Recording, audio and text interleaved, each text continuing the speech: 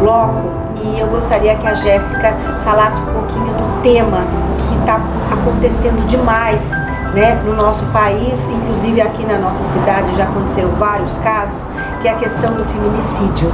Jéssica, fala um pouquinho pra gente sobre esse tema, com toda essa bagagem que você traz também no seu livro. Eu acho importante a gente falar sobre esse assunto para direcionar até as mulheres que estão passando por alguns momentos difíceis no relacionamento e que por muitas vezes elas têm receio em fazer uma denúncia e procurar ajuda. Fala um pouquinho pra gente sobre isso. É muito interessante esse tema, Beth, porque assim, é importante ser falado, sabe? Num congresso que eu fui, que eu apresentei um trabalho, foi sobre abusos sexuais. Eu acho que esse tema é muito interessante, que quando eu conto até no consultório, as pessoas ficam pasmas. E sobre abuso sexual, eu fiz uma pesquisa no Brasil para verificar qual estado aconteciam mais abusos sexuais. E quando nós pensamos assim, abuso no Brasil, já vem determinados estados na nossa mente. Mas adivinha qual foi o estado que mais teve, que mais acontecia abuso sexual no Brasil? Estado de São Paulo. Não, foi o Sul. O Sul. E daí fica uma pergunta, o pessoal lá tem educação, tem isso, tem aquilo. Eu estou falando tudo isso para juntar com o feminicídio. Eu não acredito que aumentou o feminicídio. Hoje nós temos possibilidade de denunciarmos muito mais, porque isso, desde que o mundo é mundo, isso acontece. Então no Sul, por as pessoas serem mais instruídas, lá elas colocaram, isso foi minha pergunta de pesquisa, lá elas denunciam muito mais porque elas sabem que é abuso. Ao contrário do Norte, que o pai tirar a virgindade da filha é natural, por isso que nasce filho do boto. Lá é naturalmente isso, então eles não veem aquilo como um abuso, eles não vão denunciar, entende? Então eu acho muito interessante que o meu embate hoje é assim, acontece mais feminicídios? Hoje, por conta das redes sociais, mídias, nós temos câmeras em todos os lados, nós temos conhecimento, nós podemos fazer leitura de vídeo, de livros e vídeos, nós temos acesso a essa informação? Eu sei, porque às vezes ia para a igreja, padre, aguenta, casamento é assim, enfim, seja submissa ao marido. Hoje não, os próprios padres, os próprios pastores, eles falam assim, não, sabe, não precisa ficar num relacionamento, alguns ainda infelizmente, não precisa ficar num relacionamento que você é abusada, você é humilhada, porque bate mesmo. A pessoa leva uma confusão mental assim, a ponto de a pessoa tirar a própria vida. Esse caso do livro não deixa de ser um feminicídio. Às vezes as pessoas se mantêm nesses relacionamentos até por conta de dependência financeira, de não ter como sustentar os filhos, então às vezes ela vai levando aquilo até quando chega ao extremo, né? Sim. Dela abandonar. E outra coisa que eu vejo também, principalmente os homens hoje em dia, posso estar errada, você tenha mais conhecimento nessa área do que eu, eles não estão aceitando muito quando uma mulher quer sair de um relacionamento. Sim. Não é? Porque hoje em dia a mulher também está mais independente, não é? Então, ela chegou a um ponto que ela fala, não, eu não quero isso pra mim. Sim. E às vezes é onde acontecem esses casos. Mas eles não aceitam porque isso é uma questão muito cultural da mulher ser essa posse do homem. Então hoje nós estamos num processo de desconstrução contínua. Antigamente os casamentos, quem escolhiam? É tudo muito patriarcal. Os pais escolhem os maridos para as filhas para juntar a posse. Então essa questão simbolicamente na igreja, porque o pai leva no altar a filha. Não, isso é muito bonito, religioso, mas por qual motivo? Porque assim, ok, responsabilidade não é minha enquanto pai, é sua enquanto homem. Então nós temos tantas mensagens de forma subliminar que assim, ainda quando eu falo assim, eu tenho meu poder de escolha, não quero permanecer nesse relacionamento, a maior parte dos narcisistas abusivos, que enfim, é tudo junto e misturado, eles não aceitam. Daí acontece os 61 socos no elevador, acontece todas essas tragédias, porque assim, como assim? Meu, eu sou um macho alfa, sabe? Existe obelisco em todo lugar do mundo para mostrar como nós somos potentes, nós somos homens, nós somos isso. Como assim ela não me quer? É uma frustração tão grande que ainda nós incutimos isso de forma às vezes sutil ainda hoje na cabeça das crianças, no sentido, a menina está doente. Não, imagina, vai, levanta, vamos para a escola. O menino está doente. Ai, tadinho, deixa ele lá. É menino. Então, quando nós rebaixamos tudo isso, o quanto eles não se fortalecem de forma emocional, que assim, ele pode fazer, sabe? Esses jogadores, ai, moleque. Ah, imagina, é moleque. Vai uma mulher fazer isso para ver o que acontece. Então, essa questão desses valores, assim, ser muito incutidos, e nós estamos nesse processo de transformação por conta da tecnologia, a gente está engatinhando, Beth, engatinhando. Então, assim, é muito triste ver tudo isso hoje, mas eu fico muito feliz que os números aumentem. E vocês podem me achar louca, mas na verdade não. Na verdade, tudo isso acontece, mas hoje em dia está sendo notificados. Então, isso, como é saudável, essas mulheres estão conseguindo se libertar, sabe? O que passaram? Falam, não, isso aqui é abuso, isso aqui não é saudável, eu não mereço viver isso, tem rede de apoio. Elas pedem muito medida protetiva também, né? Aquelas que têm coragem de pedir, né? Porque outras têm medo, porque acham assim, se eu for pedir uma medida protetiva, ele vai me pegar na rua ou em algum lugar e vai, né, me matar, sei lá. Então também existe essa questão do medo, porque a medida protetiva, de repente, até acionar a polícia, o cara já foi lá e acabou com a vida da mulher, né? É por isso que eu sempre indico, eu comento no livro também, é você criar essa rede de apoio.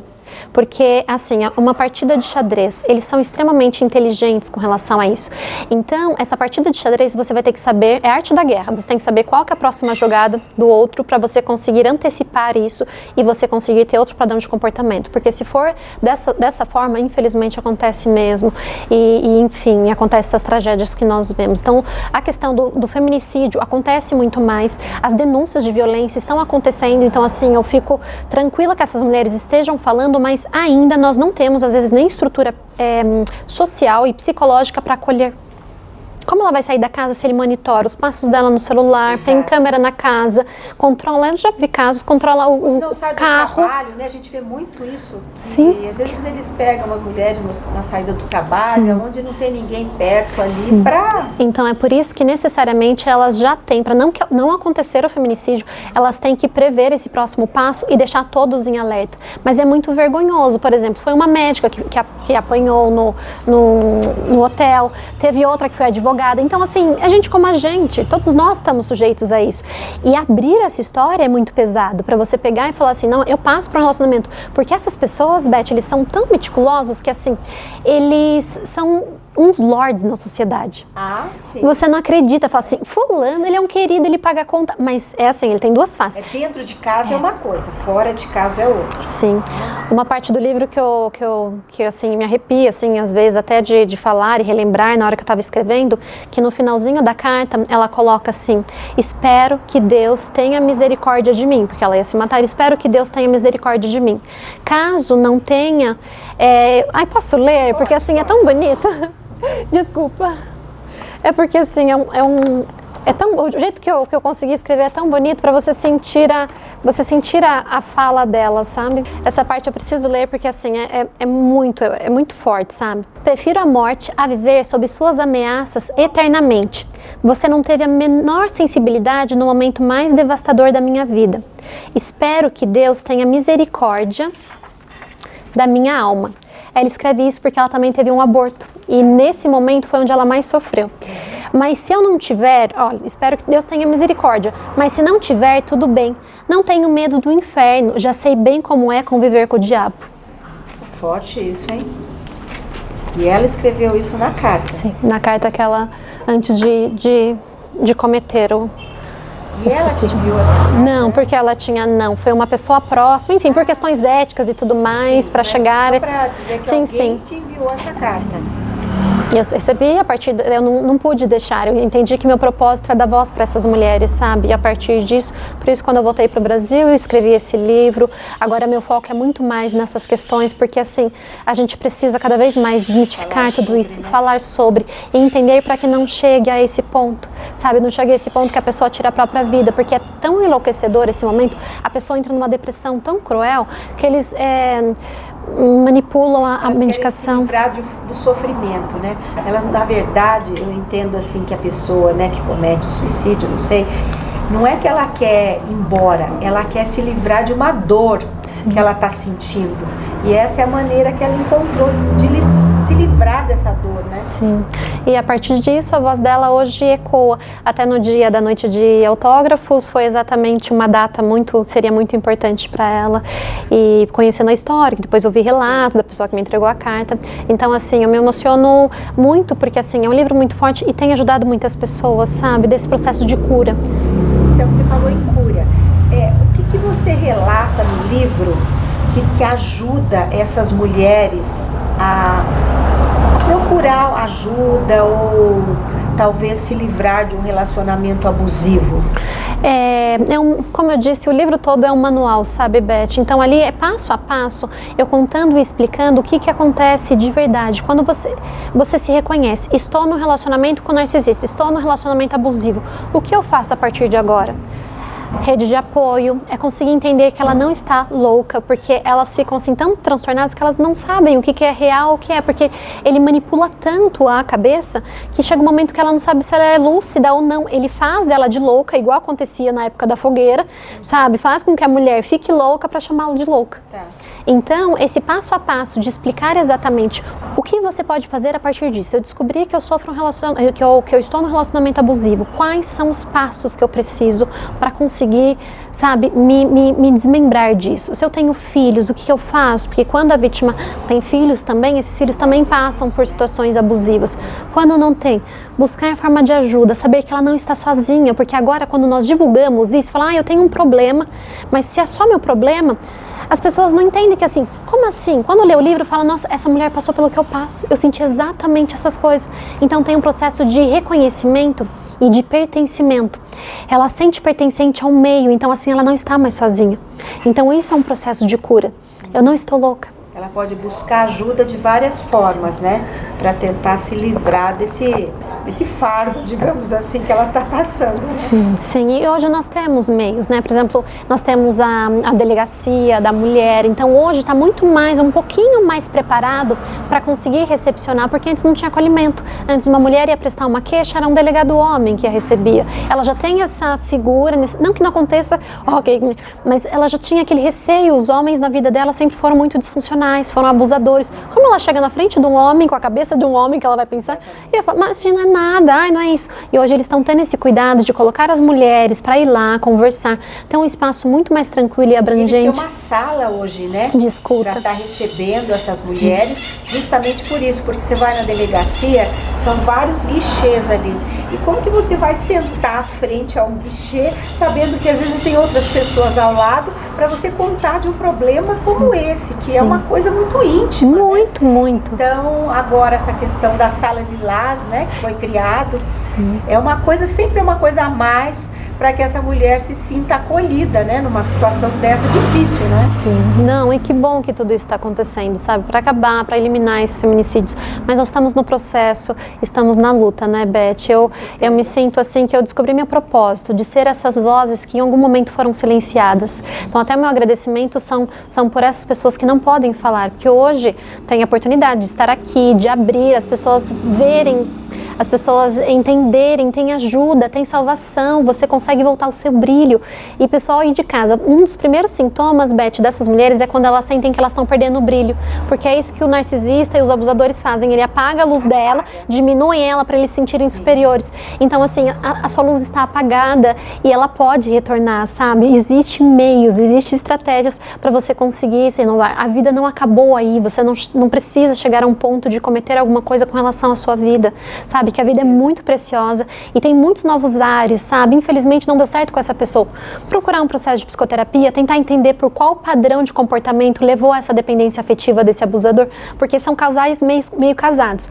Ele é abusador e ela já tem esse vínculo, esse processo de ter vindo de uma família, talvez, sabe? Abusiva e tudo mais. Então ela vai se relacionar com um abusador e o ciclo vai indo. Então a gente quebrar esse ciclo, sabe? Essas pessoas terem conhecimento é poder, é liberdade. A partir do momento que eu sei, eu não vou reproduzir o mesmo padrão de comportamento que vem da minha avó, vem da minha mãe. Eu posso fazer a diferença. E você também pode fazer a diferença, mulheres, sabe? Nós estamos aqui, imagina, quando lá atrás tinha um programa de 2 mulheres assim... E a gente falando sobre esse assunto, Sim. Né? Eu acho que divulgar sobre isso, divulgar que você tem meios para receber ajuda. Hoje em dia tem uma rede pública também que oferece algum apoio psicológico. Então eu acho que assim... É importante você buscar ajuda. Sim. Né? De uma forma ou de outra, tem meios para isso. A gente sabe que não é fácil, porque quem está passando por um relacionamento abusivo, ela tem muitos medos. Sim. Não é? E aí ela vai se apagando por conta desse medo também, de se expor, de expor os filhos, né? A família. Exatamente. Então, mas essa rede de apoio que você fala, eu acho que é muito importante. Então, se você está passando por um momento difícil, busque ajuda, porque tem vários órgãos hoje em dia, né, que tá aí para estar ajudando as pessoas, né? Não, com toda certeza. E é isso. E falando mais um pouquinho do livro, ele sai a R$ 39,90, Beth, e parte dessa renda vai para mulheres que passaram por situações de abuso. Então, parte da renda é uma forma também de eu conseguir contribuir com essas mulheres que com as histórias. E para o pessoal adquirir o seu livro, como ela faz? Tem na Papelaria Criativa, em Avaré, que entrega para o Brasil todo, e também comigo através do meu próprio Instagram, que é Jéssica Faria PS, @JéssicaFariaPS. Aí depois o pessoal coloca na tela, sim, né, para todo mundo ter acesso. E tem um e-book também, caso queira, também tem um e-book, mas agora tem ele físico, que nem o e-book foi um sucesso e solicitaram físico, então assim, em pouco tempo ele surgiu, mas é isso, para ajudar essas pessoas que a gente pode contribuir de alguma forma, sabe? Jéssica, eu queria te agradecer. Estamos chegando no final do nosso segundo bloco. Foi muito bom esse assunto, a gente trazer à tona, até para as pessoas conhecerem mais os meios, né, que elas possam se socorrer num momento difícil como esse. E eu gostaria que você fizesse as considerações finais. Obrigada, Beth. Gostaria de agradecer muito. Eu sou muito grata por ter essa oportunidade de estar aqui falando sobre esse assunto. Eu acredito que nada seja por acaso, sabe? Se essa carta e essa experiência chegou até a mim, eu poder reproduzir de uma forma muito mais acessível, humana e conseguir realizar esses atendimentos, é uma vitória a cada dia, sabe? Eu que sou psicóloga, sinto assim que é uma profissão assim muito abençoada, sabe? De poder ajudar o outro e você gostar de fazer isso e você conseguir construir sua vida. Então é maravilhoso quando eu recebo mensagens que falam assim, olha, eu li seu livro e eu estou vivendo isso, olha, já procurei isso, já fiz isso, já fiz aquilo, olha, eu consegui me separar. Ai, Beth, não tem explicação. Então, se cada um de nós, óbvio que o mundo é muito grande, mas nós conseguimos fazer essas pequenas coisinhas, a gente faz toda a diferença. Então, eu que agradeço mesmo, agradeço a TV, agradeço esse espaço de fala, porque eu não estou aqui sozinha, eu estou representando todas essas mulheres que gostariam de ter essa oportunidade e não tem. Gostaria de agradecer mais uma vez ao Café do Matias Becker, esse lugar delicioso, com muita coisa gostosa, que vale a pena você dar uma passadinha aqui, tomar um café e conhecer esse lugar delicioso. Muito obrigada e até a próxima.